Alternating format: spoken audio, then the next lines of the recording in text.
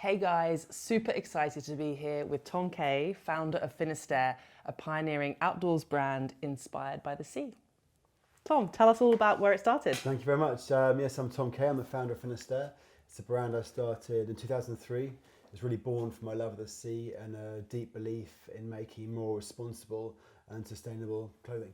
Tell us a little bit about what you guys actually do and what you produce. The range really covers quite a lot of categories of clothing. We make jackets, insulation jackets, waterproofs, lots of knitwear, into jeans, organic cotton t-shirts, merino base layers, but every single part of the range carries a really strong, innovative and sustainable message and really carries the brand values through all of the products we make.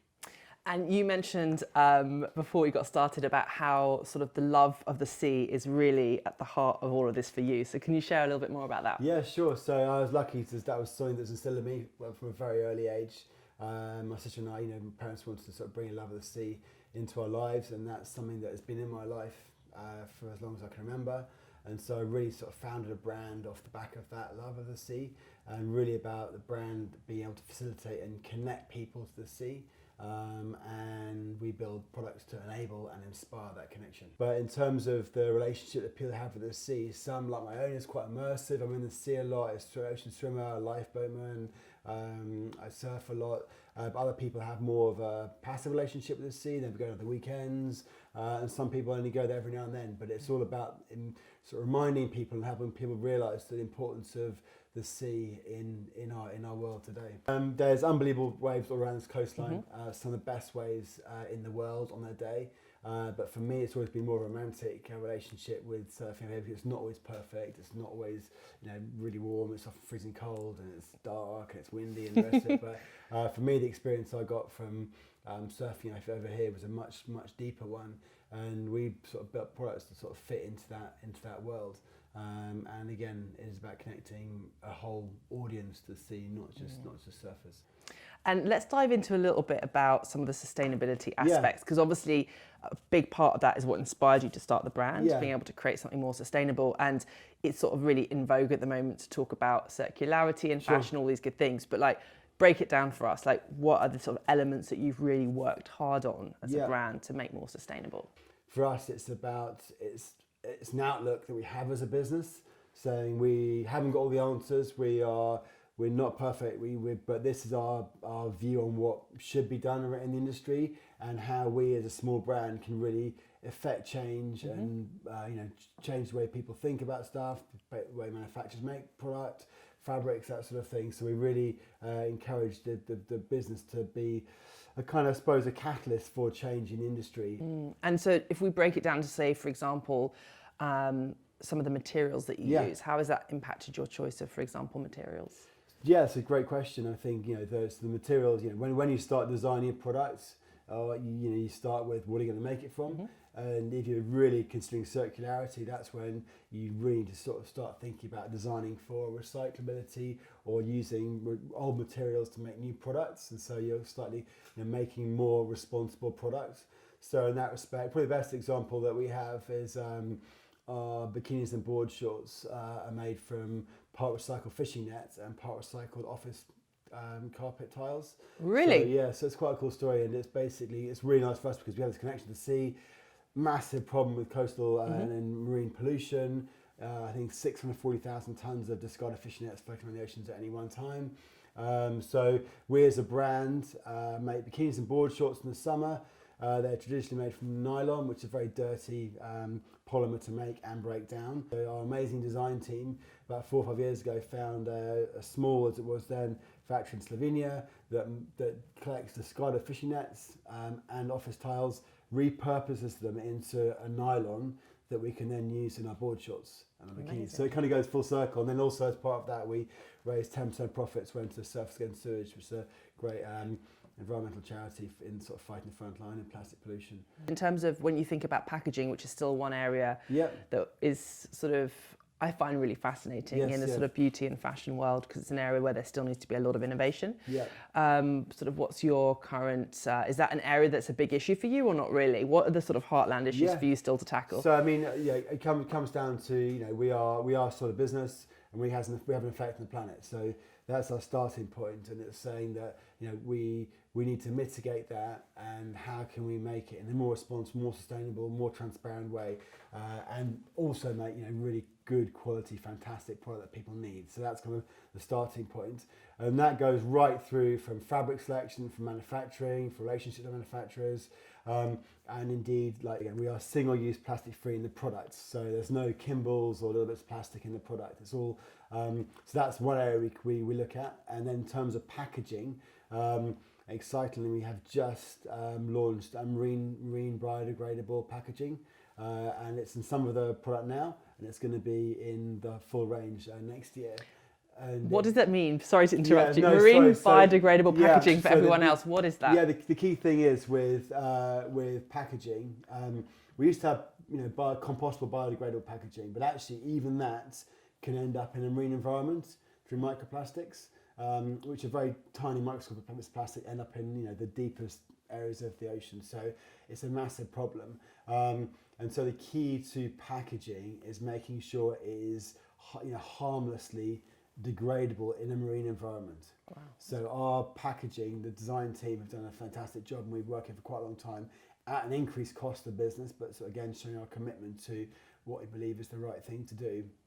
Have found it's called Leave No Trace, and you can put it in 70-degree water, and it just dissolves, and you can actually drink it. Wow. Yeah. And so that's a harmless cellulose sort of solution that is causes no harm in the marine environment, but it is totally groundbreaking. Wow, that is amazing. Moving into the piece around community, I find that really powerful. When I look at the Finisterre brand, what strikes me, there's a really powerful sense of community. Yeah.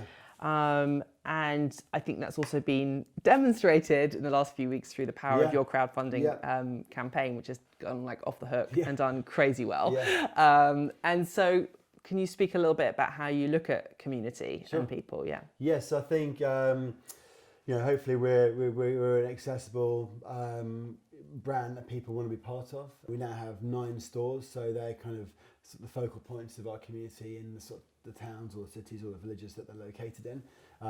Do a lot of events there, and it's really about using the brand to tell stories and engage with our community. And I'm really lucky that we have such a great relationship with our community, and they all give feedback on product, or they drop into Real Kitty to workshops to sort of look around the shop or see the setup there.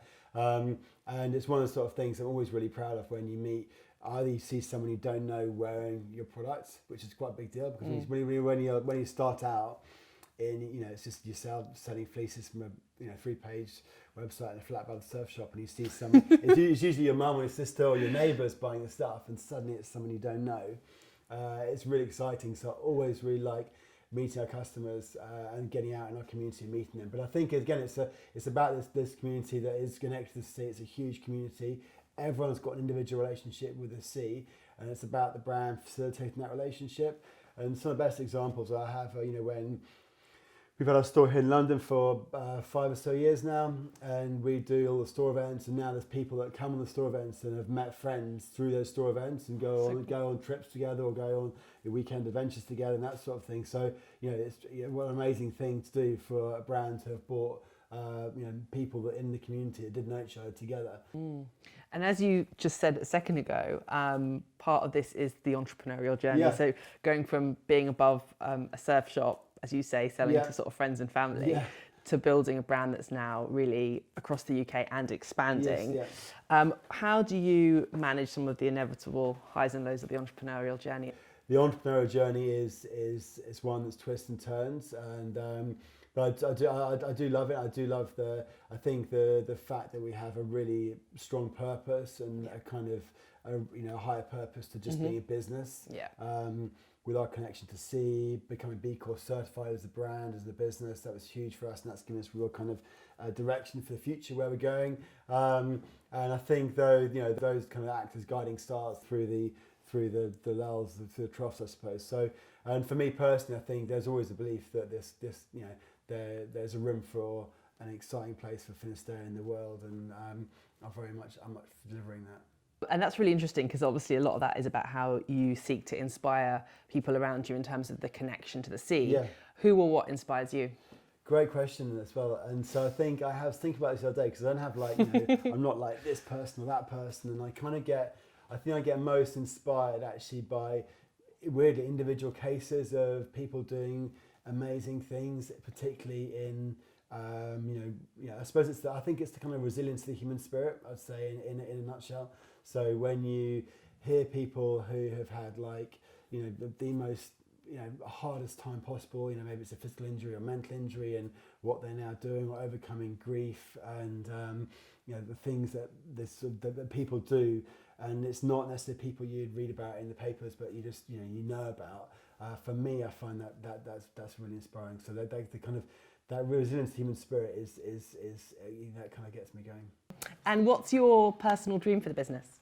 Personal dream for business. I mean, it's happening now. We're really, I think we had the crowdfund last week, or we opened it last week. It's going to be closing quite soon, but it was that was phenomenal to sort of see a testament to all the stuff that me and the amazing team behind me have done and do in the brand, in terms of going out to the crowd and getting that reaction where we hit our funding target in 32 minutes. It was massive.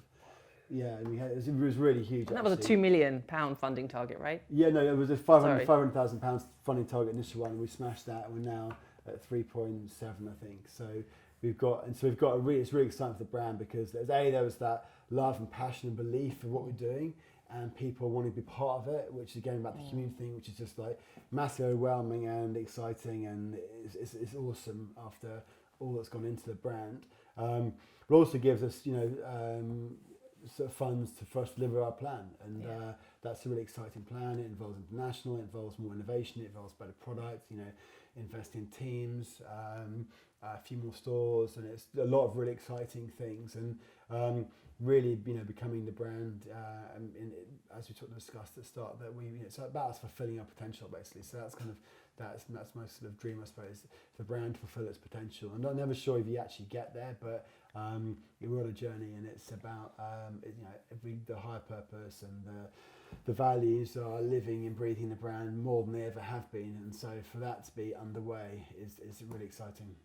Fantastic. Thank you so much, Tom. That's been super interesting. Thank you very much. Thank you so much. Yes, thank you.